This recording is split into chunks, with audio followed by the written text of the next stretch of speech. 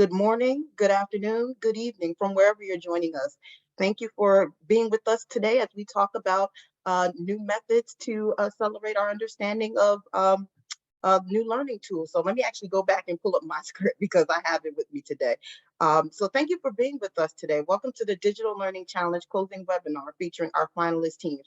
Very important. Before we get started, I would like to let you know that there is a closed captioning setting that you can toggle on and off at your own Zoom interface. So if you need those accommodations, please make sure you toggle that setting to on. Um, Today marks the conclusion of a 2-year journey, and we are thrilled to have teams share their amazing work and advancements with you. This morning, we announced the results of the $1 million Digital Learning Challenge. I'm thrilled to officially recognize and celebrate the finalist teams, Terracotta from Indiana University in Bloomington, Indiana, and Upgrade by Carnegie Learning from Pittsburgh, Pennsylvania. Each team was awarded a $125,000 prize purse, and the $500,000 grand prize winner was Team Adaptive Experimentation Accelerator, which is a partnership between Intelligent Adaptive Interventions Lab at University of Toronto, the Open Learning Initiative at Carnegie Mellon, and North Carolina State University in Raleigh, North Carolina. Please join me in giving an applause to these teams for their amazing hard work and diligence to determining what is next in the digital learning tools and methods to determining what works for our students.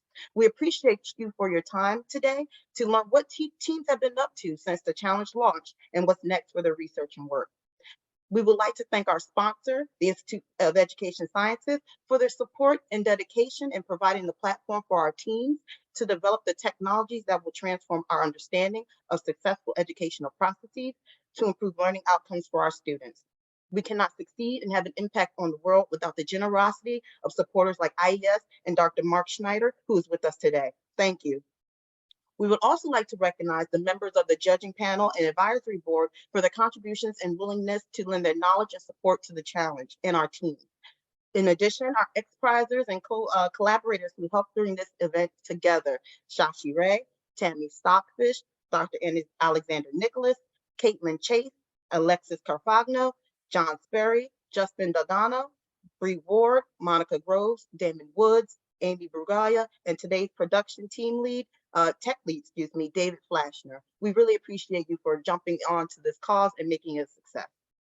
In any given year in the United States, almost 80 million students, nearly 25% of the US population, are enrolled in pre-K through post-secondary and continuing education.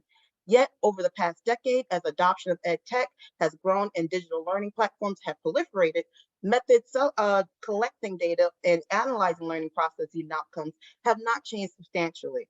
We face unprecedented challenges in education, both to close the opportunity gap for historically underserved populations, as well as to adjust an era of rapid educational upheaval. The needs of student populations, whether in the early years or higher education, are evolving rapidly.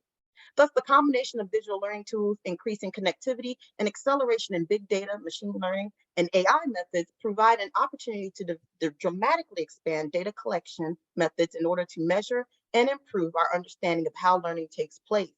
While many learning platforms already collect copious data and conduct substantial analyses, practices to collect data with the intervention of understanding learning rather than for technical debugging are not sufficiently widespread. Incentivizing the development, demonstration, and deployment of an infrastructure for conducting experiments in learning context has the potential to improve our understanding of what works in education while saving time and potentially improving learning outcomes for millions of students. We launched in 2021 as a competition to incentivize this digital learning platforms to improve their capabilities and functionalities to host valid and systematic, methodologically rigorous scientific experiments in the education sciences. Thus, the intended goal of the competition was to catalyze developers of these platforms to improve upon or add new features to run experiments that can be implemented and replicated faster than traditional on-the-ground randomized control trials. The competition was to dramatically improve our ability to conduct technology-mediated learning experiments in education settings, including public, private, charter, nonprofit, for-profit, pre-K, primary schools, secondary schools, and it goes on. The long term of the challenge is to modernize and improve the ways in which we identify effective learning tools and processes that improve learning outcomes. Our mission for today's webinar is to generate new relationships and connections between innovators and decision makers seeking to make a lasting impact in this space. So this is our introduction to the teams, to you, so you can get to know them, what they're all about, where they're going in terms of their work, and hopefully you can find value and alignment with what they're doing so that you can connect with them and build upon the value and the impact. Before we transition to presenters and Q&A with our three finalist teams, Adaptive Experimentation Accelerator, Terracotta, and Upgrade by Carnegie Learning, we will have remarks from Dr. Alexander Nicholas, Executive Vice President for the Learning and Society Domain XPRIZE, followed by remarks from Dr. Mark Schneider, Director of the Institute for Education Sciences. Without further delay, I'd like to introduce Dr. Nicholas. Alexander Nicholas comes to XPRIZE having worked with universities around the world to design innovative education programs and identify barriers that keep students from reaching their potential. At XPRIZE, he creates incentivized prizes to advance critical and emerging learning platforms and grow innovation ecosystems for technology innovators and entrepreneurs to foster an inclusive and sustainable society. Before joining XPRIZE, Dr. Nicholas served as Senior Program Officer at the Bill and Melinda Gates Foundation, where he built a vibrant network of institutions, designers, and researchers working together to untangle systemic barriers to institutional transformation. So I'd like to thank you all for joining me, and please, Dr. Nicholas, take it away. Thank you, Dr. Golden. It is my pleasure to welcome you all to this exciting event as we gather here to celebrate the winners of the Digital Learning Challenge sponsored by IES. At XPRIZE Learning and Society, our mission is to empower learners of all ages and backgrounds to thrive in an ever-changing world. And this competition has been a true testament to that vision. Throughout this competition, we have witnessed an array of ideas and solutions to improve the ways that educators teach and students learn, from cutting-edge technologies to innovative teaching and research methods. The submissions we receive have demonstrated the endless possibilities that arise when we bring together the brightest minds in education.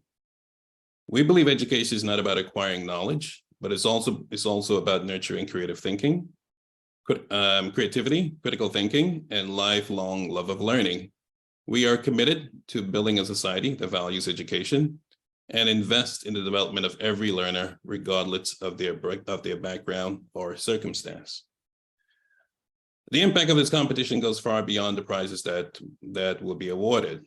By showcasing these advancements in digital learning, we will spark important conversations and generate new ideas that will shape the future of education. On behalf of XPRIZE Learning and Society and IES, I would like to express my deepest gratitude to all the participants, judges, and partners who made this competition possible. Your dedication and unwavering commitment to education have truly inspired all of us, and we look forward to continue our collaboration in the years to come. Today, we celebrate the grand prize winner of the $1 million Digital Learning Challenge, Adaptive Learning Accelerator from Raleigh, North Carolina, and showcase the technology developed by the challenge's three finalists, Terracotta from Indiana University and Upgrade by Carnegie. I want to give just a huge special thanks to the XPRIZE team that made this competition possible. Dr. Monique Golden, Dr. Devin Krotman, Tammy Stockfish, and Shashi Ray. Finally, we are grateful for the support of IES as our sponsor of Digital Learning Challenge, and to Dr. Mark Schneider, the director of IES at Department of Ed, whose commitment to creating a new era of education had made this prize possible. Dr. Schneider in 2013 was selected by the Chronicle of Education as one of the top people who've had the most impact on education policy, and for the last 5 years has been the director of IES, an author and editor of numerous articles and books on education policy. Dr. Schneider's focus is focused on innovation and to seek out technological advancement to get us to the future state of education, R&D, and improve learner outcomes that the nation needs. please join me in welcoming Dr. Mark Schneider.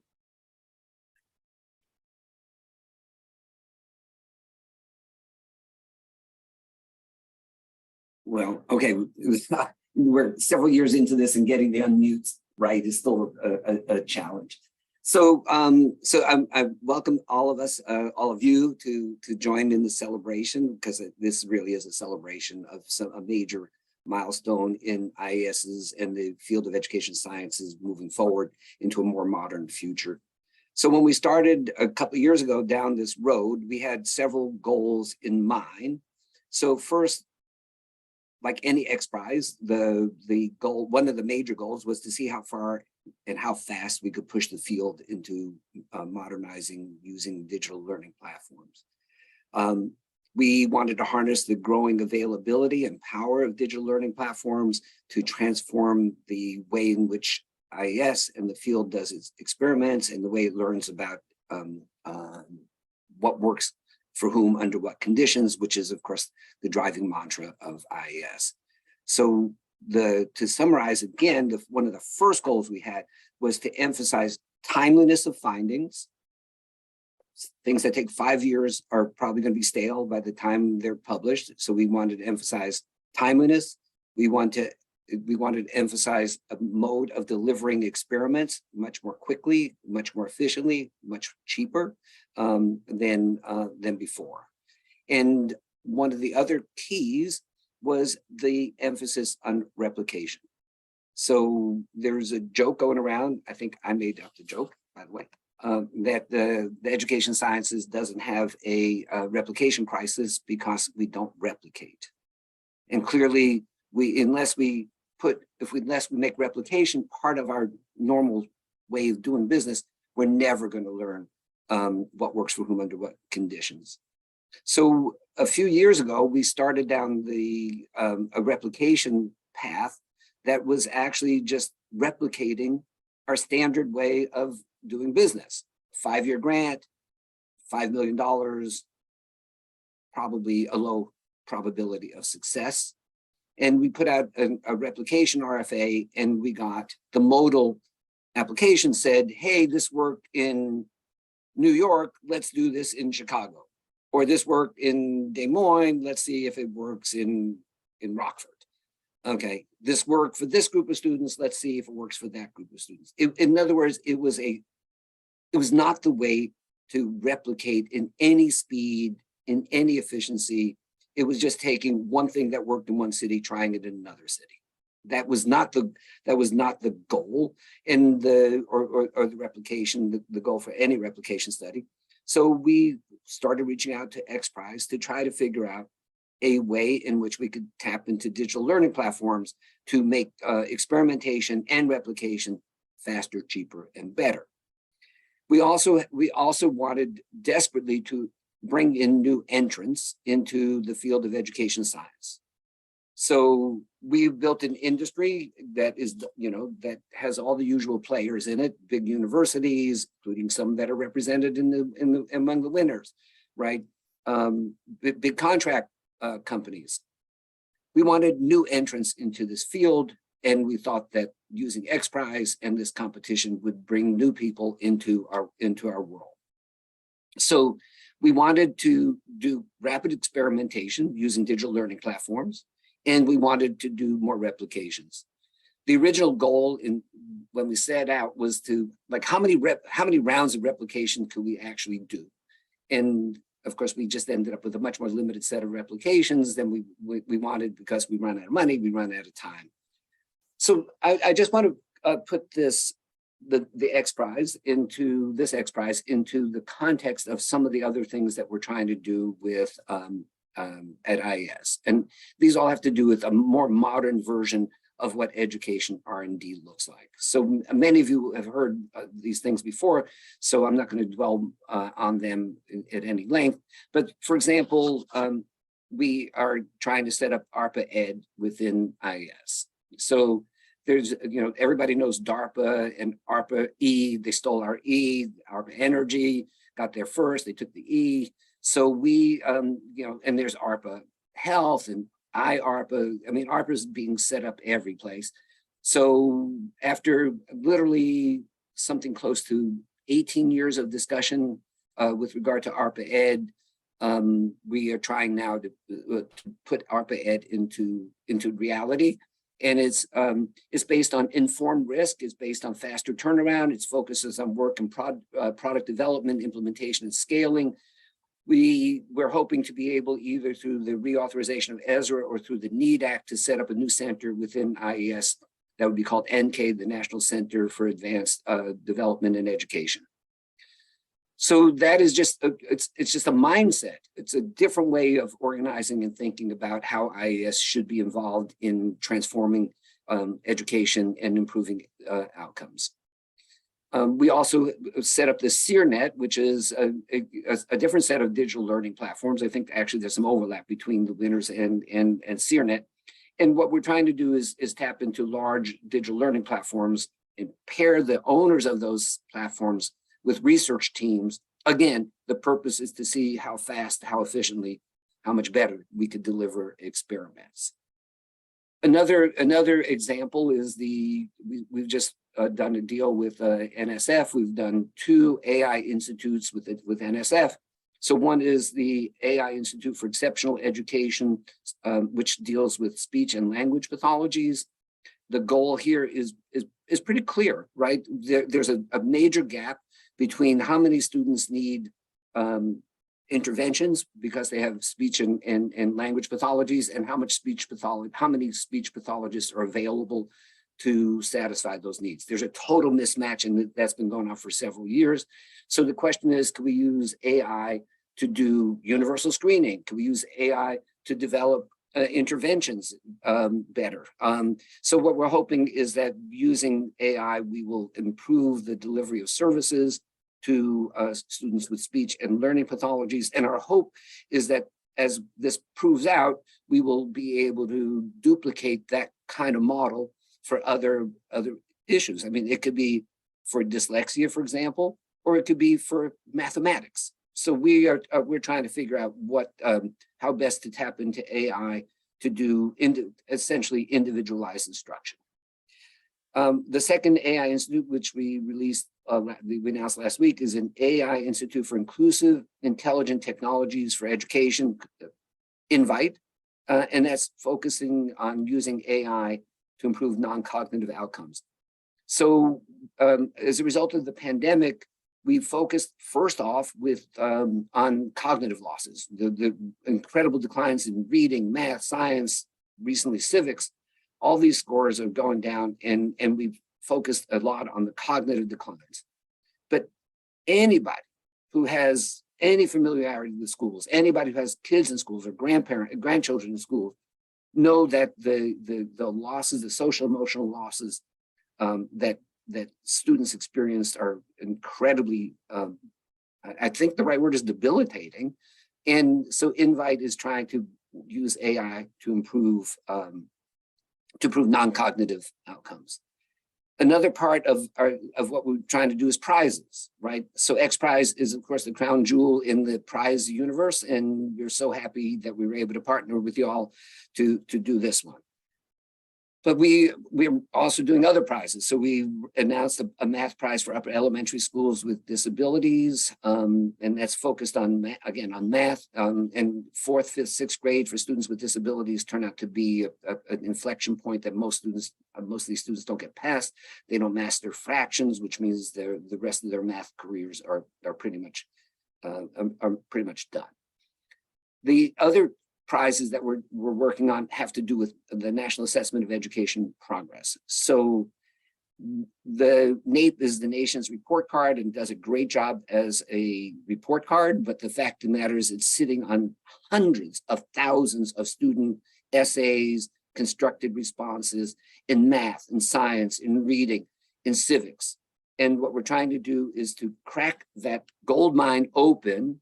And the best way that we figured to do that is to put these huge data sets out on, to make them as widely available as possible and to run some competitions against them. So for example, we're going to do a math misconception problem using NAEP math questions. We're thinking of how best to use the civics essays to help us understand what students get wrong and their misconceptions about American civics and democracy. So unfortunately, none of these are XPRIZes. We need to talk about this, but we're running more competitions, and this is all part of the deal that we're thinking fit into the transformation of how IES goes about its business and how it goes about supporting education sciences, always with the goal of learning what works for whom under what conditions, and trying to figure that out, answer that question faster, cheaper, and better. So let me end by thanking XPRIZE for the incredible work that they did on this. And of course, I want to thank the 3 winning teams, Team Terracotta, Team Upgrade, who shared the second place prize, and the grand prize, of course, is awarded to Team Adaptive Experimentation Accelerator. And I'm looking forward to hearing what we're doing, where we're going, and a glimpse into the future. So thank you all. Thank you, Drs. Nicholas and Schneider, for your remarks. Really appreciate it. I do want to recognize that there's someone in the audience who's asking for additional information about the Institute Smart. So if you don't mind sending a link to me, I can share it out with the public at the end. Just some additional information about the institutes. All right, let's move forward with our program. We will now begin the presentation portion of our program. Just want to give you an idea of what to expect. Each team will have 15 minutes to present with 5 minutes of Q&A. They have each presenter will have, they had the option of having teammates come up to support them during the Q&A feature. So we want to make sure that everyone stays within that time so that everyone can get, their allotted time. So representing us today, we have 3 wonderful presenters. We have Joseph Williams from Adaptive Experimentation Accelerator. We have Team Terracotta, represented by Ben Motz. And we have Team Upgrade by Carnegie Learning, represented by April Murphy, based in Pittsburgh, Pennsylvania. So I'm going to start with Joseph Williams, who will be presenting with Adaptive Experimentation Accelerator. So the Intelligent Adaptive Innovations Lab at UToronto with Carnegie Mellon, North Carolina State University came together in partnership for this competition. The Adaptive Experimentation Accelerator develops traditional and adaptive experiments and digital education platforms using pluggable objects called MOOClets. Excuse me if I read that wrong, but I believe it's MOOClets, which incorporate text, image, video, and other elements and accelerate the personalization of learning for students. So I will now pass it off to Dr. Williams. Hi, everyone. Great to see you all. I actually added in 1 or 2 slides based on what Mark Schneider was just saying, because we believe in adaptive experimentation on the fly. So just a heads up, you might have little surprises in there. I have to say before I begin the presentation that I'm originally from Trinidad and Tobago in the Caribbean. And I tell you all that because people have said that they missed the first part of my talk trying to guess where I'm from. So now you all know, I think that there's no mystery, and I hope you can have full attention. So I'm going to A/B test the first part of this. So option A, how do we make today a turning point in using A/B experiments to help people? How do we take this investment that you all put in and leverage it higher? And I want you all to think about that. Who will you tell about this? Who will you share this with? And option B, how do we reimagine A/B experiments for perpetual enhancement and personalization? And we would suggest that MOOClets are an engine for integrating collective human intelligence with artificial intelligence to improve education. And as mentioned, I'm Joseph J. Williams, so I'm presenting on behalf of my team, the Adaptive Experimentation Accelerator, and I'm the Director of the Intelligent Adaptive Interventions Lab, and I'm a faculty member in computer science, as well as curated in psychology and statistics. And we're working with Carnegie Mellon, especially the Open Learning Initiative, which has been decades of work trying to do research practice partnerships in terms of how do we use data to actually help people more quickly. And they've been key in not just taking this to hundreds of thousands of people potentially, but also providing that insight to how we reimagine when we use experiments. And also John Stamper at Carnegie Mellon, who's the lead of Data Shop and Tigris, which is essentially a set of tools for using educational data and providing shared insights on how we analyze them. As well as Thomas Price at NC State. And I'd love to say everyone, but I'm going to start skimming through more quickly. You can see some of the people here. And the bottom set of people are consulting collaborators who are experts in artificial intelligence and statistics. Many of the great students who've been involved. This is only a subset of everyone who's contributed. So to give you an overview of what I have in mind, I'll let you all actually read as I go through. So our vision is, how do you transform any resource is an intelligent agent that's like our best teachers. It keeps testing out ideas. And we show any resource implemented in Mooklet enables professional enhancement and personalization. And it does this by integrating collective human intelligence with artificial intelligence algorithms to discover what works for who. I'll give you some examples of these. Some tools we've used this framework for to democratize experimentation. A hint of what it means to an experiment using AI and ML. How actually, surprise, part of our infrastructure, the one that's XPRIZE, was actually supported by work in mental health, because this Mooklet infrastructure has been used to support mental health. And this is why I think educational A/B experiments really have to be an example, case study for everyone to do it. You all could do A/B experiments as you walk out of this call today. And how can we move forward? How can you all who are listening to this now help us get this word out? How can you get people to put in time and energy to give us feedback on building these tools? How can you get teachers using them in their classrooms? How do you get people to donate?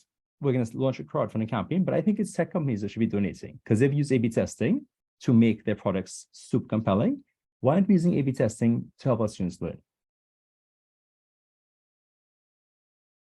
So here's some examples of A/B comparisons done by ourselves and others. We can test out exhibitions on a web page. You can test messages sent by a conversational agent. You can test emails sent to students. And what's our vision for these? We want to reimagine A/B testing to actually be like a real teacher. If you think of online homework versus in-person teacher, it's so sad, right? Like, I'm excited about online education, but I'm also deeply disappointed. Why does interaction rarely change? The same answer explanation can show up over and over to millions of students. But a real teacher varies interaction. They may explain things in different ways, just naturally. And this allows them to discover what works better and better. But also, they might personalize. They might find that a simple explanation works well for someone who's just learned the topic, whereas a complex one that explains the rationale works better for someone who's tried a couple of times. So how is it that we can actually take any online resource and make it like a real teacher? And this is our vision. And the idea here is that if you think of an A/B experiment, it's actually like a stealth way in to design this so we can keep adding new conditions, and we can use artificial intelligence to analyze what's working for who. So we can constantly improve and personalize, but we have to make sure we have the right software framework so it never stops. We're constantly experimenting and improving. So what does that look like? Well, here's an example of how you might do this on Khan Academy. I've run A/B tests in Khan Academy in 2013, but we didn't have this framework then. This is what we've actually done in Open Learning Initiative and other areas. Let's just take any web page component and make it a Mooklet. So what that means is that bit of text there that's in a box, you would actually implement it with our software framework so that on the back end, you've got the right data structures. And what does that mean? Well, it means now that actually at any point in time, you can go from your first idea, one way of explaining, to add a second one. Teachers, students, scientists, or you could actually suggest an alternative way of explaining that concept. And then we can perpetually add and test and personalize ideas. So we have an adaptive versus static curriculum. Do you all see how we can take any digital experience and turn it into something that keeps adding ideas and over time? And anyone could add to it. So what does that look like in practice? Here's something one of our students built, where you could actually take that and put it into this tool. So what's going on here? This tool actually allows you to drag and drop and say, I want to actually modify this. So what they're doing right now is they said, I saw version A, I'm writing my own version B. Then they can select that actually one last piece there and add a version C. So the idea is anyone can just take a bit of text or an image or something else and select parts and then suggest alternative versions. So do you see how this can actually democratize experimentation? You can actually let anyone add in alternative ways of explaining a concept or sending a message. And then these could actually be tested. I also want to raise another point, which is what this grad student, Mohireza, Angela Zavaleta, and others are exploring is not just how you do an A/B test quantitatively. That's how we've done in the past. But what is it like to have a qualitative A/B test? For example, we should have a competition like you all did, where we have all these teachers step in and suggest ways to A/B test that explanation. But before we deploy our quantitative A/B test, we should actually have them go back and forth, get qualitative feedback on all the different versions from different teachers, from students, from scientists. And so now you can see that this exact same tool could be used for quantitative A/B tests, or could be used for qualitative ones, where we get very microscopic about what we're changing, but we get data that's not just quantitative, but also people's input on why it works, why it doesn't, how it could be changed. Does that make sense how it's going to democratize people's contributions?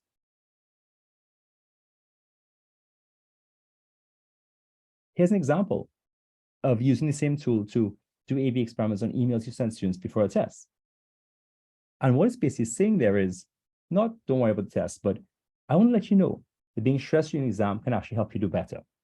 And we did this based on decades of research on related topics, on stress reappraisal. And that with the decades has some benefits. For example, in our deployment, even from just a 3 to 5 minute intervention, we found this could actually boost students' term test scores from a B to an A-. That's what we see in the first graph, but it was strong for first year students than upper year. That's super promising, right? Let's do it everywhere. I hope you all don't believe that, because just like Mark Schneider said, we need to replicate. It was 4% of this population. It's going to be different in another setting. Are we wrong? Is this actually just a fluke in the data? We have to take these ideas and constantly test them over and over again. This is where adaptive A/B experiments are quite valuable.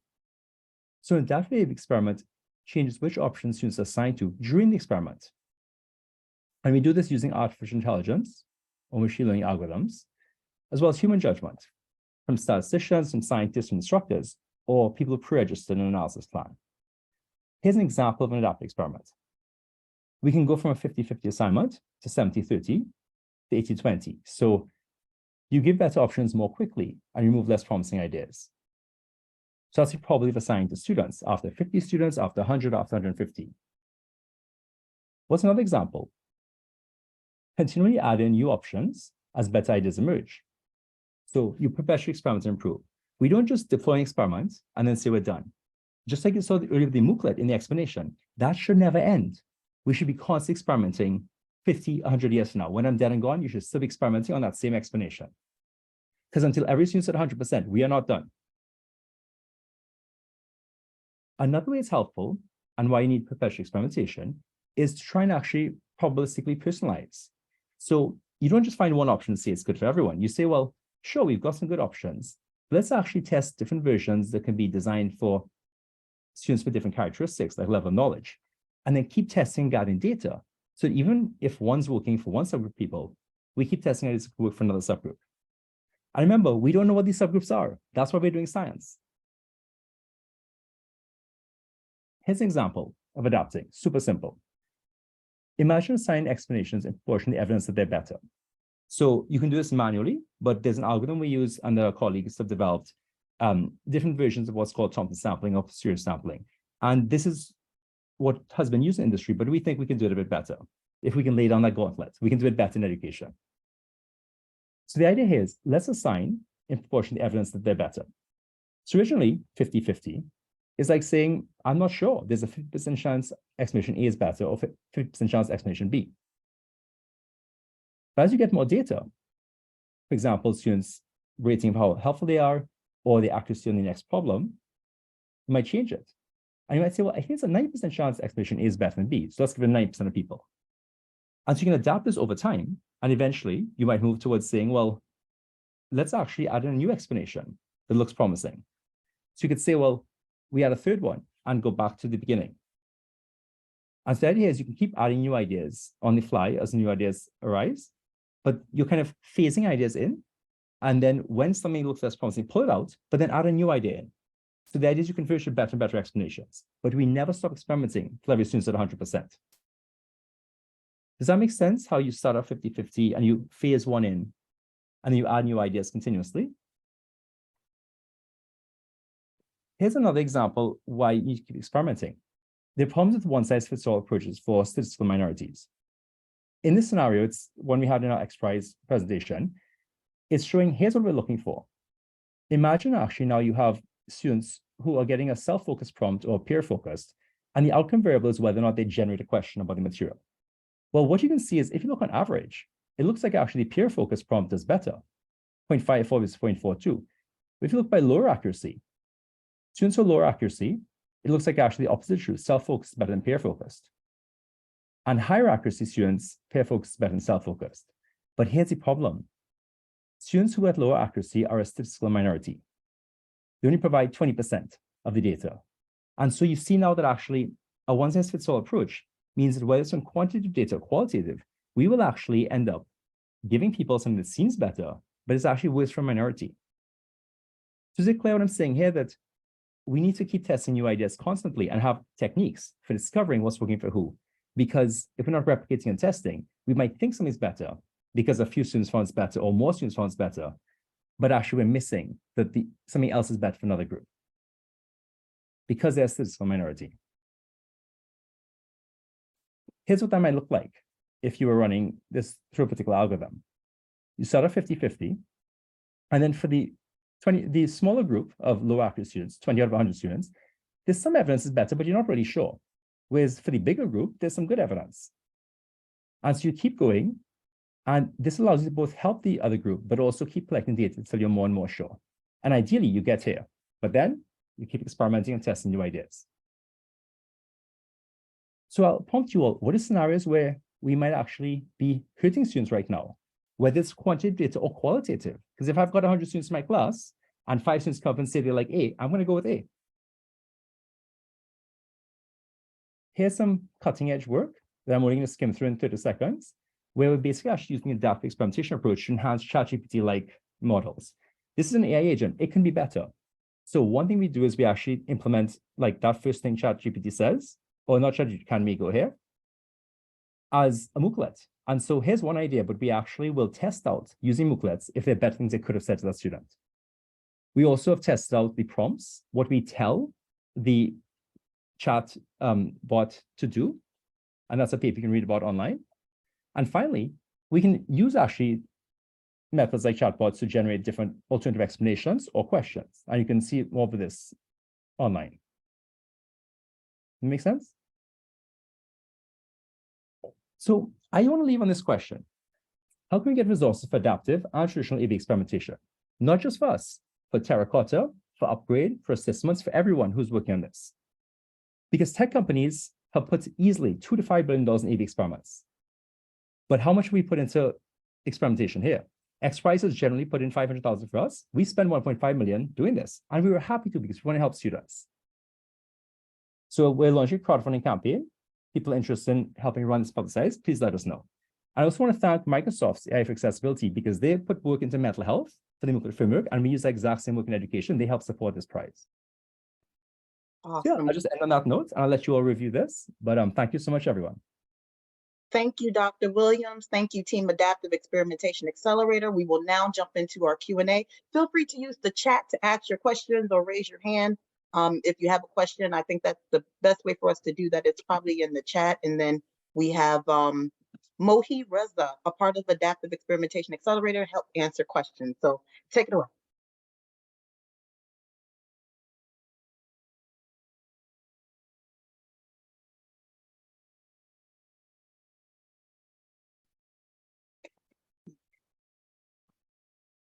We'll give folks a minute to ask questions, and then we will see if there's any questions. With the review up there, that helps spark people's mind. Like, what do you all take away from this in terms of the vision and then how we approach that?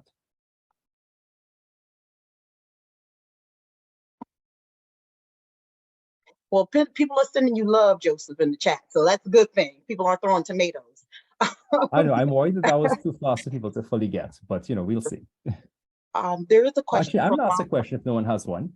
There is a question in the chat from Okay, Monica. Any success with specific age groups, or who have you been, focusing on specifically in the challenge or broadly with your research?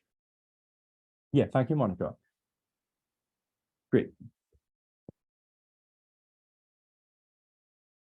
Okay, so in terms of specific age groups, I would say that one of the findings we presented was actually about how messages about how stress can help you were more effective for first-year students than in university, than second, third, fourth year. So that's one example. But actually, I want to throw it back to you, Monica, and anyone else, which is this is a tool that you all could use. So if you all have hypotheses about what you think will work better for different age groups, for students who might have older brothers and sisters and don't. This is actually framing for you to kind of suggest that for us to test those ideas out. What I would say is that anytime you can compare A or B or C, you can use this framework. So the idea is that you can use it personalized in any particular setting. And we've run A/B comparisons in students who are in middle school, like with assessments and e-trials. We've run them with university students or even with people who are just in the workforce. So it's a technique that can work everywhere. And so Carol and Stephen, adaptive experiments can include visuals in addition to written word. It can include anything you like. If you can think it and you can implement it, we can do it. It can improve we've tested full programming exercises. And so Dan Belenky, what's the consent process in a situation like this? So yes, and how to ensure fairness when using adaptive experimentation? I would say that a lot of platforms are already doing this. So I'll quote one student who we kind of argued about this. They said, I figure companies are already A/B testing on me without my consent, so I'm glad it's being used for social good. It is a very tricky question, whether what, for example, I think edX has done for experimentation is it's already happening. Anytime the teacher modifies things or personalizes, they're doing it. So what they've said is they've actually put a blanket thing out to say, you may get different versions of resources and be aware that that's happening for different reasons. One thing we've done in our studies to be extra careful, more than most companies, is to actually let people know then an A/B comparison. Say, you're an A/B comparison, click here to see what other people got. And so the idea here is that actually it's fair in the sense that you can ask this all. It makes our data analysis a lot harder, but it's actually allowing everyone to see. And Mike G, I think this question about fairness with adaptive experimentation, I actually want to make a bit of a controversial statement. I think it's actually unethical to not experiment. When we are running experiments. For example, my presentation was an unethical experiment because I explain things one way to you right now. And so 100% of people win option A and none win option B. So I don't know if I could have done it better. I think the good thing about adaptive experimentation is it recognizes that right now we're all just giving people one version of something. Let's figure out how we can actually be fairer by changing how often we give it in proportion to the evidence we have that something's better. Let's figure out how we can be fairer by not just saying there's one thing we give everyone, which seems fair because everyone gets the same thing, but it's actually not fair because you might give everyone one thing that looks better, but it's actually worse for a subgroup of people. And so adaptive experimentation allows us to test more of these ideas and figure out who might be benefiting more from what. Because I think there's that great distinction, right? That giving everyone the same thing is equality. Giving everyone what they need and will benefit from is equity. And so that's the kind of message that drives us home in this sense, is like, just because everyone's getting the same thing, no one may complain, but that doesn't mean you're not actually helping them. And I worry more about people who don't complain, who were secretly underserving.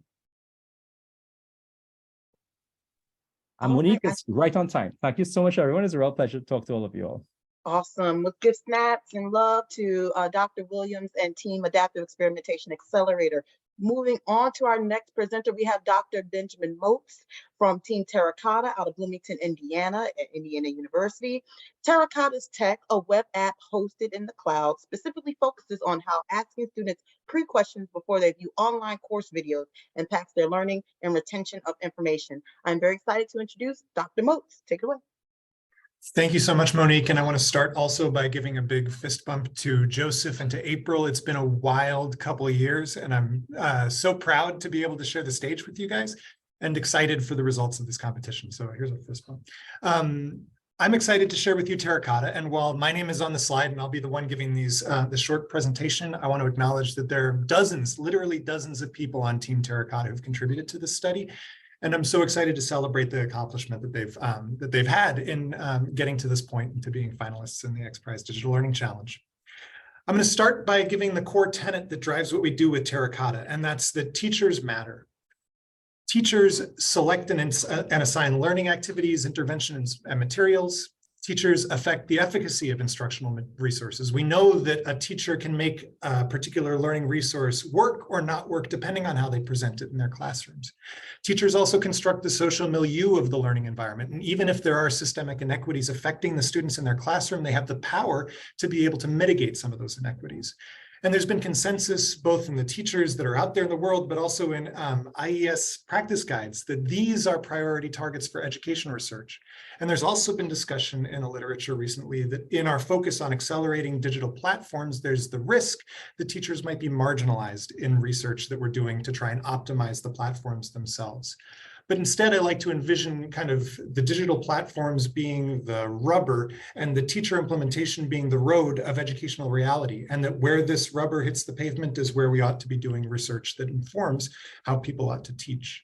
So our vision with Terracotta is that we take a powerful research tool and put it where teachers are making decisions. And in contemporary education settings, that is the learning management system, the LMS.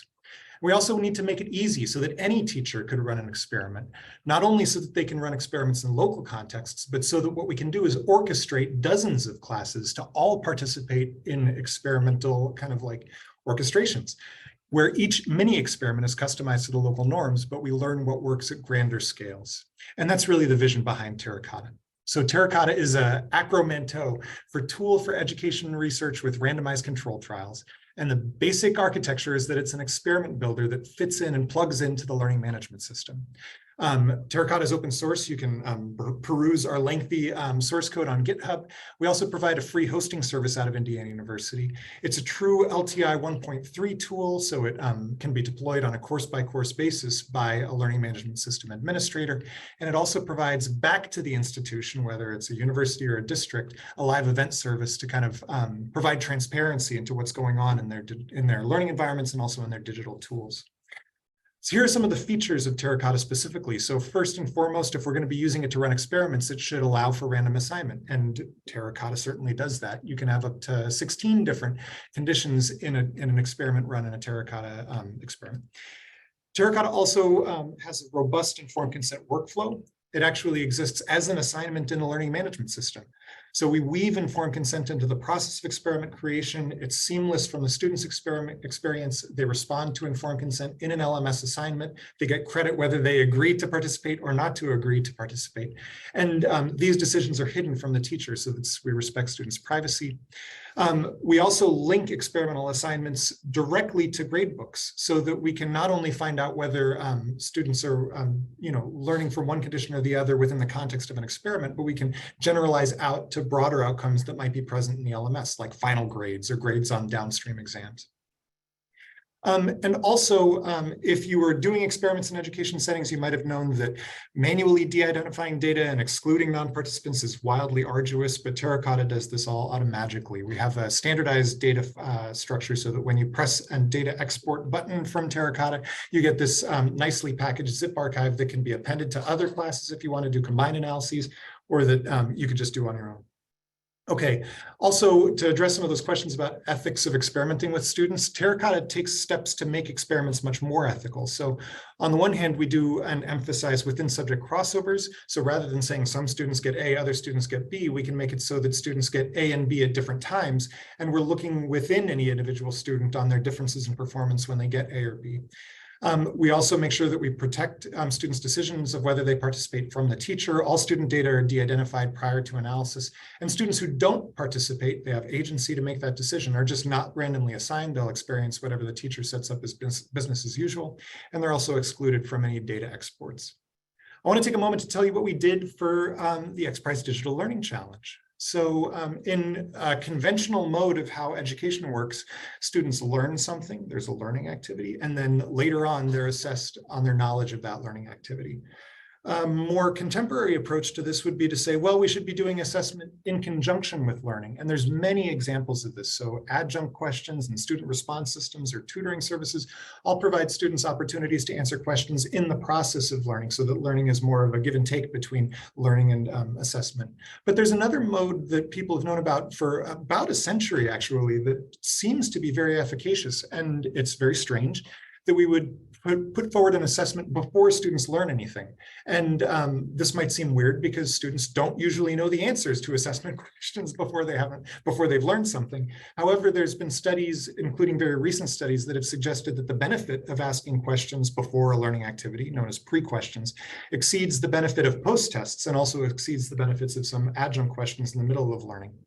It also, there's some debate about exactly why this happens. So maybe it increases focus on the learning task, maybe it activates a relevant mental model, but all of the analyses of pre-questions so far have been done in relatively isolated contexts. So what we wanted to do for the XPRIZE Digital Learning Challenge is understand how we can broaden our analysis better to understand what works at scale. So our basic design for the experiment is that we had individual classes manipulate 2 different assignments, and these were assignments to watch instructional videos. So in one assignment, for example, some students would see pre-questions and then other students would not see pre-questions before watching the video. And then in another assignment, the students who previously saw pre-questions would not see pre-questions. Students who didn't see it before would see pre-questions. So there was a crossover design and then a downstream assessment. And all of these, it's worth emphasizing in our design, were teacher created. So these were not materials that we created ourselves. These were teachers' normative videos that they would share. These were teachers' normative questions that they would assign in assessment, both in formative assessments and in downstream evaluations. Rather than, as I said before, rather than just doing this in one class, we've run this study with Terracotta in over 24 classes. So one of the core features of Terracotta is that we've made experimentation so easy that a teacher could set it up, and thus we would be able to scale by having teachers as participants in the research study. And I should acknowledge that there's some teachers who are participating in Team Terracotta's entry here, and you guys are awesome. Thank you so much for joining. In this study for the XPRIZE Digital Learning Challenge, we had participation from, as you see at the very bottom, 6th grade Spanish, all the way up to where you see is maybe in level 16. So this is like business statistics and veterinary medicine. So we had students from age 12 to 22 participate. And in every one of these mini experiments, teachers were providing their own materials and setting up contrasts in their classrooms, ultimately exporting data for combined analyses so that we could find out what works. And here are our results. Forgive me that I don't have enough time to go deep into this, but across 26 highly dissimilar classes, we observed pre-questions having a consistently positive effect on later quiz and exam performance. And this is also something that, this is also something that we might imagine to be somewhat heterogeneous, and the specific moderating values that, I don't know, determine whether there's a big or small effect is something that we're continuing to explore with clickstream data and with moderators that teachers have provided. So takeaways from this study in particular are that students learn more from online media when teachers present pre-questions, and that this effect generalizes across massively diverse samples. Terracotta moves us a little bit closer, not just in studying pre-questions, but also to a broad, stronger science of generalizability, where we're not just investigating how things work that have been kind of like uniformly provided across a digital platform, but instead that incorporate local implementations, local materials, and local assessments. Teachers were able to decide whether students got feedback on their assessments locally. They were able to decide how many points were assigned locally. These were all things that we gave teachers the authority to make decisions on in our research study, because again, I think that that's where the rubber of digital platforms hits the pavement of educational practice. So looking ahead, what's Team Terracotta up to? Well, we're actively seeking district partnerships for testing. So we've got more experiments than we have districts to participate with. So if you're interested in playing around with us, we would love to partner and get Terracotta set up in your LMS. We're also currently exploring options for sustaining Terracotta. Kind of as Joseph mentioned, our grant funding can only take us so far. We're also considering establishing a nonprofit consultancy that might be focused on rapid, low-cost RCT evaluations of ed tech, so that instead of just measuring how pre-questions work, we're also exploring how a unique technology or platform might work in comparison with some other. We're also interested in feedback. If you ever want to talk with us, we'd be excited for you to reach out. And if you happen to be attending the Learning Impact Conference in Anaheim in June or InstructureCon in July, then we'll be there and I would be excited to make contact. So that's it for today. And I want to thank everybody who's participated in Team Terracotta and also the competitors in XPRIZE and IES. And I'll take it for questions. Wonderful, thank you. Feel free to add your questions for Dr. Motz and team in the chat. And I'll acknowledge Carolyn's question that she put in chat. So Carolyn said physics education and research practitioners often give pretests at the beginning of a course or before instructional activities, mentioning that it's normal. And there's another place where it's normal. So it's increasingly normal for teachers to assign pretests. not because they're interested in the benefits of pretests, but instead because they need baseline knowledge of students' work to be able to show a benefit of their instructional practice. So one of the future directions of our research with pre-questions is to see what the lag is, so what the delay is where there's these benefits. It seems unlikely that you could have pre-questions have a reliable benefit if they're separated by weeks from the instructional experience. So this is an open research question that we should be able to address really quickly now that we're doing stuff with Terracotta.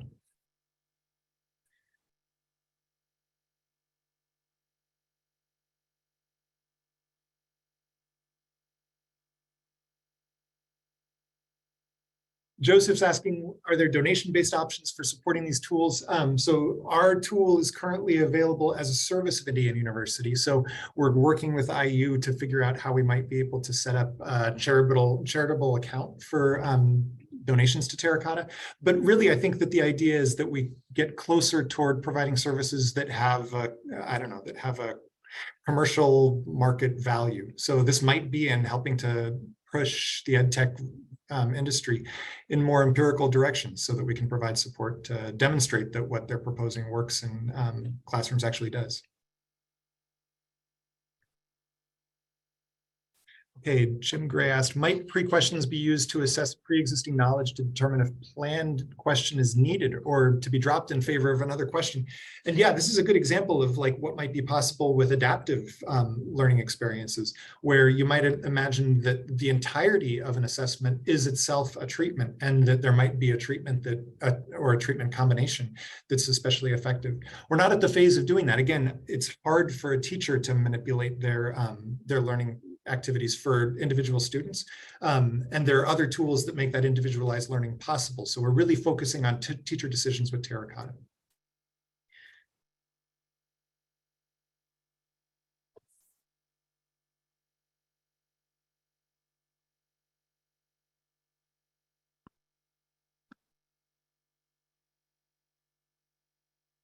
Awesome.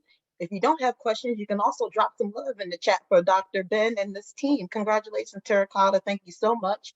We will move on to our next and last but not least, our final presentation by Dr. April Murphy, representing Team Upgrade by Carnegie Learning out of Pittsburgh, Pennsylvania.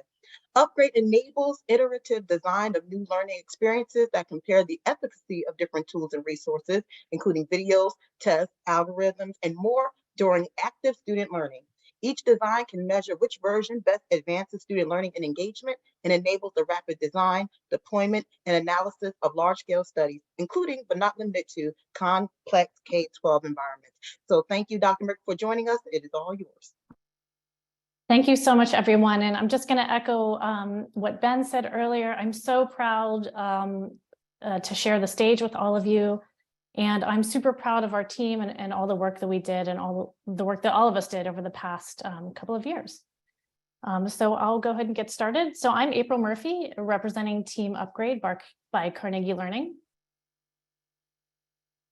First, I'd like to tell you about us. So our solution for the Digital Learning Challenge is the Upgrade platform, an open source tool developed by Carnegie Learning to conduct high quality educational experiments in online learning environments.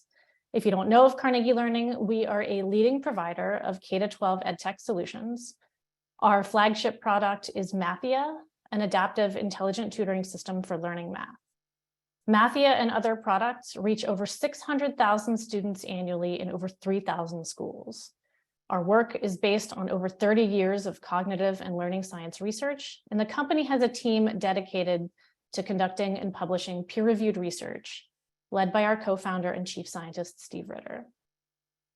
For the Digital Learning Challenge, we assembled a cross-functional, multidisciplinary team across the country. Our learning and software engineers, including our software development partners, PlayPower Labs, worked on technical aspects of Upgrade software and experimental designs, and our managers of school partnerships are key members of Carnegie Learning's field staff. These are the folks who work directly with schools to support their use of Mathia. And their role is communicating and supporting the schools that we work with, both for the Digital Learning Challenge and in other studies. Since we typically work in K-12 contexts, this kind of school relationship building and management is critical because K-12 is a large and complex space. Different students have different needs, Standards are not always consistent across states, and it's hard to get clarity about what works. Also, students are embedded in groups, they're in classes, teachers, schools. One of the biggest challenges to conducting research in these kinds of environments is that we want to make sure when we're doing research that students also have consistent learning experiences, whether within their classroom or at an individual level. Like if they're working in an adaptive educational system, and maybe students within a single class don't all reach the lesson on fraction division at exactly the same time. So at its simplest level, yes, Upgrade is like A/B testing. And as we know, there are a lot of tools out there for basic A/B testing. But Upgrade was built specifically to help bring clarity to research in real classrooms with all their complexities to better understand what works best for whom. So now let's talk about how Upgrade works. Again, Upgrade was built by us at Carnegie Learning with our partners PlayPower Labs, but it's a free and open source platform that was made to accelerate the way researchers understand and improve learning outcomes across virtually any EdTech application. With so many students using different types of educational apps in our classrooms every day, we need a better way to evaluate how effective these products are and to know what kinds of changes really do lead to measurable improvements in learning. So when Upgrade is plugged into a learning app, anyone can conduct randomized controlled trials in that app in real classrooms embedded in students' own curriculum.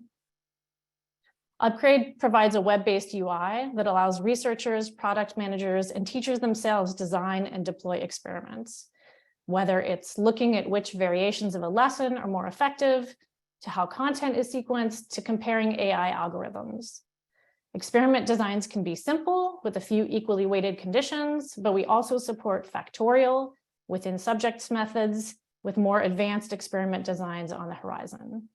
And importantly, it's easy.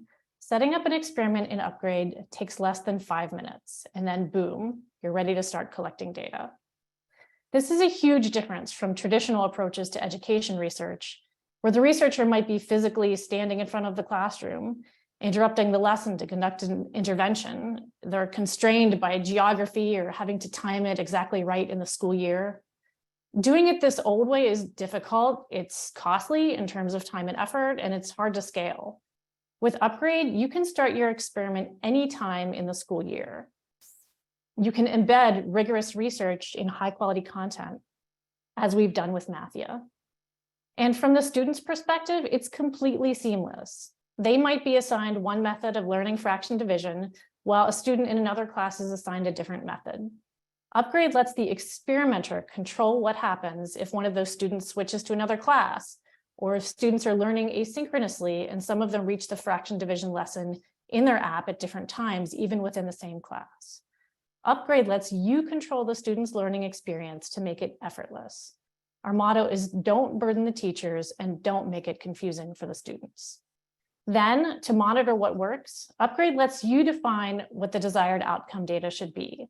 It could be % correct, time to complete a lesson, a combination of these, or some other metric. As students progress through the experiment, Upgrade collects these outcome measures and displays it on a web dashboard. So it's easy to see what's working best. And so decisions about learning experiences can be made quickly, rather than waiting for an entire school year to complete as we might have done in prior traditional education research studies. We feel that Upgrade is poised to transform education research, and I'm going to tell you why. There's 3 reasons: reach, scale, and access. First of all, we're already achieving unprecedented reach in Upgrade's integration with Mathia, particularly in K-12, which I think we all agree is a critical context for improving the way we understand and meet students' needs. Again, Mathia is used in over 3,000 schools a year.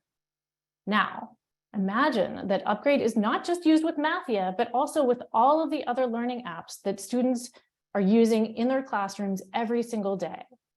Doing educational research this way, by embedding it into the curriculum, it doesn't interfere with the students' everyday learning experiences. It doesn't make the teachers keep track of what day the researcher is coming in or which class is getting which experiment, unless teachers want to run experiments themselves. But in either case, this kind of reach would have been just about impossible only 5 years ago. So now let's talk about scale.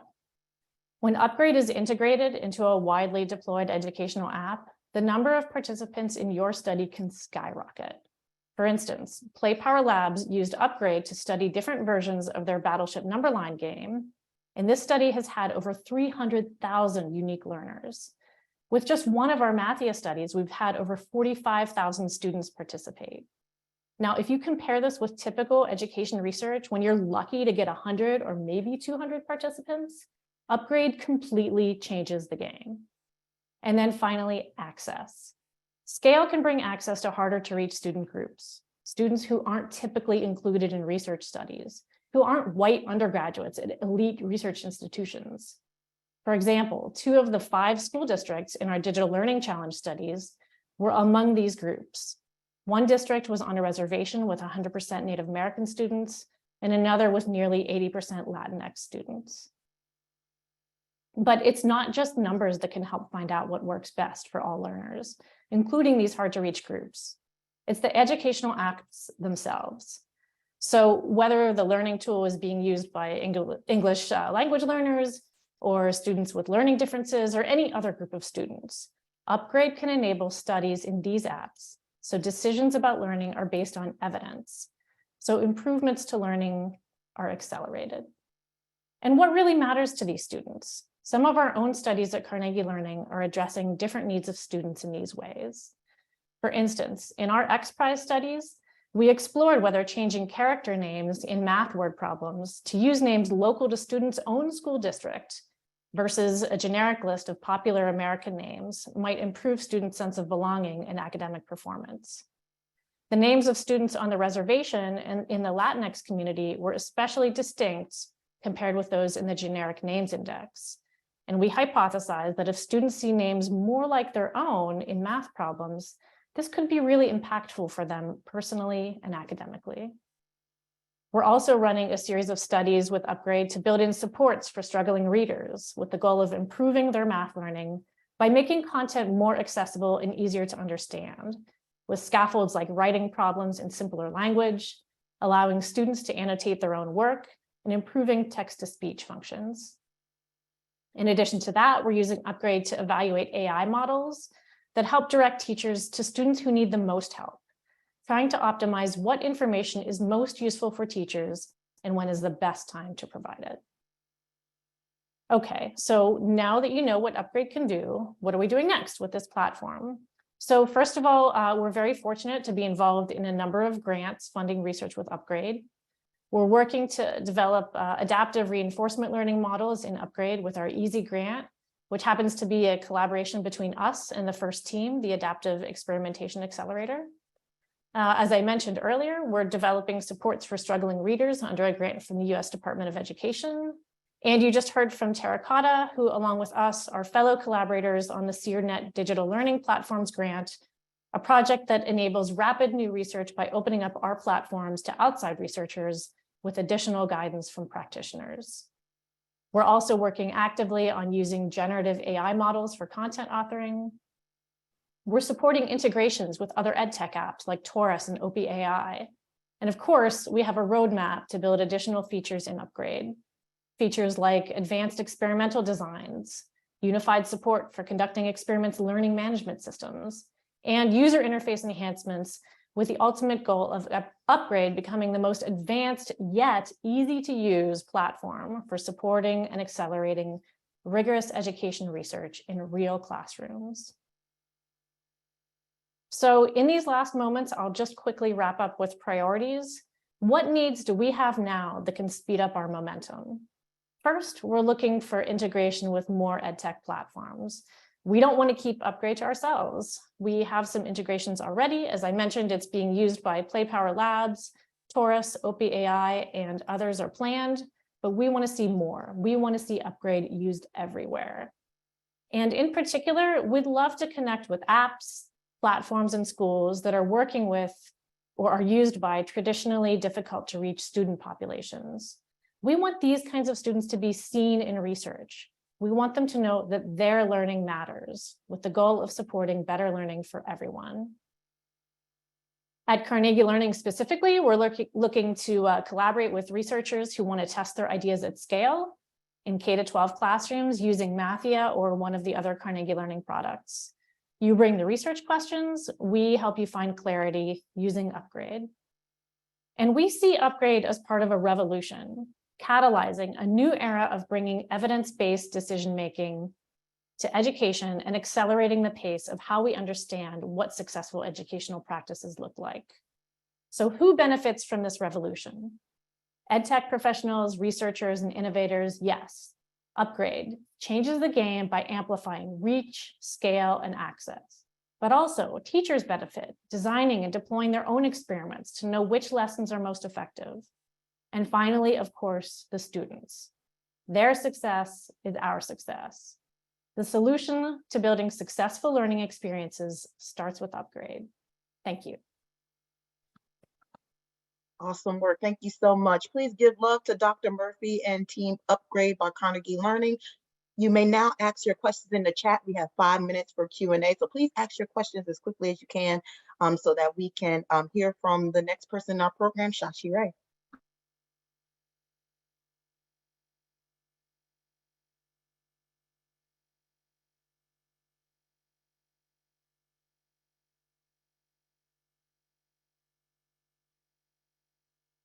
Could Upgrade support letting students have a say in how to measure or represent their own learning?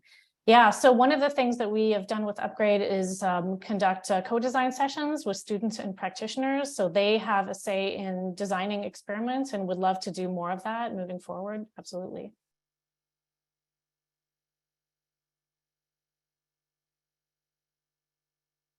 Any other questions?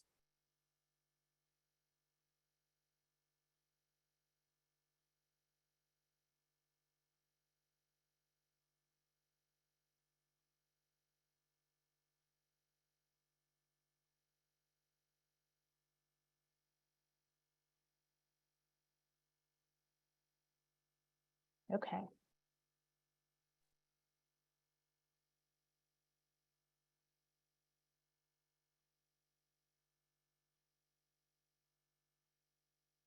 Joseph asked if we can say more about the co-design. Yeah, so we have had co-design sessions with teachers.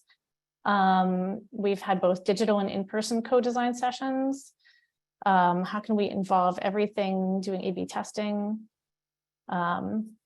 So the co-design sessions were 2-day sessions that we held, and we gave teachers a context to work around.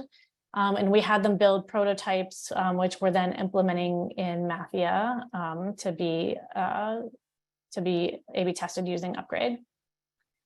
Does Upgrade support experimenting on non-classroom based ed tech apps? Yes, absolutely. So we do work in K-12 at Carnegie Learning. It's a complex environment, but Upgrade does not limit the environment in which you run it. So yes, it doesn't have to be in classroom. In fact, PlayPower's Battleship Numberline game was not used in classrooms. It was just used via BrainPop. So it does not have to be in classrooms. What would an app grader who wants to use Upgrade need to do to integrate this functionality? You can visit our website, Upgrade Platform. I think we not sure what happened to the slides, upgradeplatform.org, or email us at upgradeplatform@carnegielearning.com. We can get in touch with you. I'll send you a link to our GitHub repo. And there's also a link on the website. And we also have a public Slack channel where we provide technical support for anyone who's interested in integrating with Upgrade.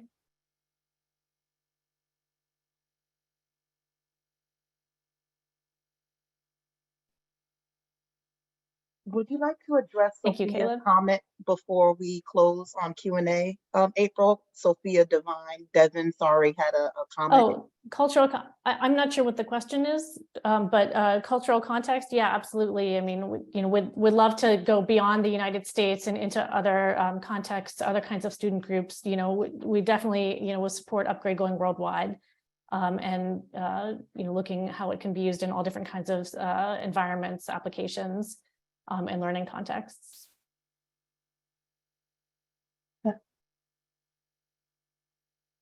Thank you, April, for Thank you answering so those much. questions. And it was a wonderful presentation. Hello, everyone. My name is Shashi Rai, and I'm the Digital Learning Challenge Community Lead. I would like to start by thanking Alex and Mark for joining us and providing excellent thought-provoking remarks. Joseph, April, and Ben, thank you for presenting on behalf of your respective teams. And most importantly, I would like to thank the audience who have taken out time from their busy schedules to learn more about the efficacious educational processes that results in better experiences and outcome for all learners. If today's event left you wanting to know more about the teams and their solutions, we invite you to please add your details in the collaboration interest form linked in the chat. A representative from the teams will contact you directly. We have also listed the email addresses of all team leads and the XPRIZE Digital Learning Challenge in the chat, in case you want to directly reach out to us or to the finalist. I would again like to summarize all the teams' asks. Team Adaptive Experimentation Accelerator is interested in raising funds, creating awareness about their solution, connecting with people who can help with resources to further design and build their platform, and advisors who could advise on the best type of business entity and go-to-market strategy. Team Terracotta is interested in connecting with K-12 schools and districts and institutes or organizations interested in integrating Terracotta in their learning management system for research purposes. Team Upgrade by Carnegie Learning is interested in creating awareness among school districts, higher education institutes, and the general public about running educational experiments to improve educational tools for effective learning outcomes. They are also interested in integrating with other edtech platforms. In the coming days, we will email attendees the link to the recorded webinar, a recap of the team details, and the reminder to complete the collaboration interest form. Thanks again for giving your valuable time today. Have a great day ahead. Awesome. And I'm just going to wrap up and say thank you all from the bottom of my heart. This has been an amazing journey, to be in collaboration with Shashi, Devin, Tammy, Alex, the whole domain, Learning in Society. Thank you all for just, letting us take the reins on this prize and be supportive to an amazing group of scholars and educators and innovators. Thank you to the finalist teams. Thank you to our semi-finalist teams or pilot phase teams. We really appreciate you all just, testing out the waters of what an XPRIZE in the education innovation space could look like. We're really grateful for you all. We will be in touch with you via email. Again, thank you so much for your time and take care. Have a great day. I do insist, Monique, we have to thank you. Monique, thank you so much for running this. Every time I talk to you, we learn something new. You helped us push our solutions into new directions. So thank you very much for making all this happen. Awesome. Thank you. Thank you. Everyone take Thank care. you all. Have a good day.